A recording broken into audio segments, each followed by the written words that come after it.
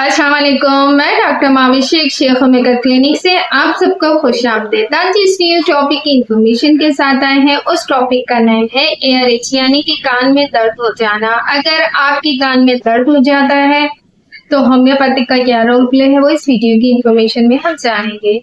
शेख होमी के चैनल को सब्सक्राइब नहीं करा तो सब्सक्राइब कीजिए, लाइक कीजिए, इंफॉर्मेशन को शेयर कीजिए। स्टार्ट लेते हैं अपनी वीडियो का कि अगर कोई भी पेशेंट आपके पास आता है तो उसको अगर कान में दर्द है तो सबसे पहले तो हमने उससे साइन ऑफ सिम्टम्स पूछने हैं कि उसको अगर कान में दर्द है तो कब स्टार्ट हुआ, क्या वजह थी।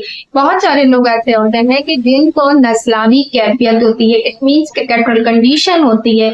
इंटरनली उनको जो नजला गिरता है वो ऐसा होता है कि उसकी वजह से भी इनको दर्द होने की शिकायत हो जाती है, या बास टाइम कान में पानी का चले जाना, या ठंड की कैफियत ज्यादा हो जाना, या जुकाम की शिद्दत ज्यादा हो जाना, तो इसमें इस किस्म के पैन हो जाते हैं।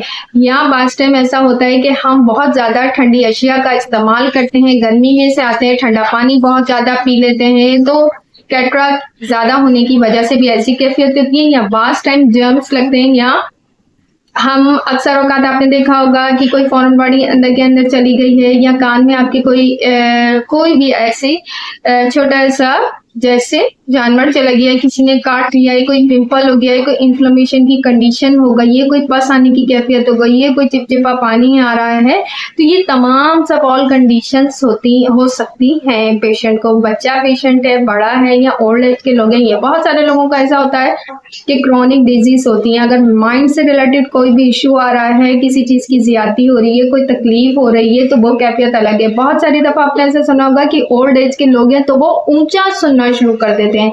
अब उसमें ये कॉजेज होता है कि उनकी बैक हिस्ट्री क्या रही है, उनकी एज है, उनके साथ क्या सी बीमारियां रही हैं, या क्या कैफियत हो गई है जिसकी वजह से तकलीफ हो गई है। मेजर साइंस सिम्टम्स इसके ये होते हैं, किसी इन्फ्लेमेशन की कंडीशन में हो जाना, या इनकी कान में कोई चीज का चले जाना, किसी एब्सिस का बन जाना, कोई पिंपल्स हो जाना, तो ये भी रीजंस हो सकते हैं। या बहुत सारे लोगों को नजला जुकाम या एलर्जी की जो कैफियत होती है उसमें छींकें आने लग जाएंगी बहुत ज्यादा इनको। या बहुत सारे लोगों को अगर गले की तकलीफ है, कान की तकलीफ है, या आईज में कुछ हो रहा है, इन्फेक्शन हो रहा है, तो ये सारे एक दूसरे से कंसर्ट ही होते हैं जो हमारे ऑर्गन से अल्लाह ताला ने बहुत खूबसूरती से ये चीजें बनाई।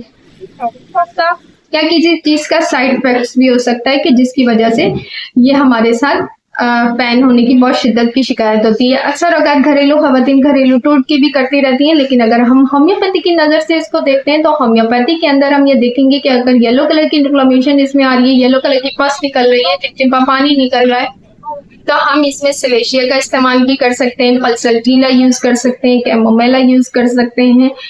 और इसमें एज पर सिम्टम्स हम यूज करेंगे, हिपरसल्फ का हम यूज कर सकते हैं।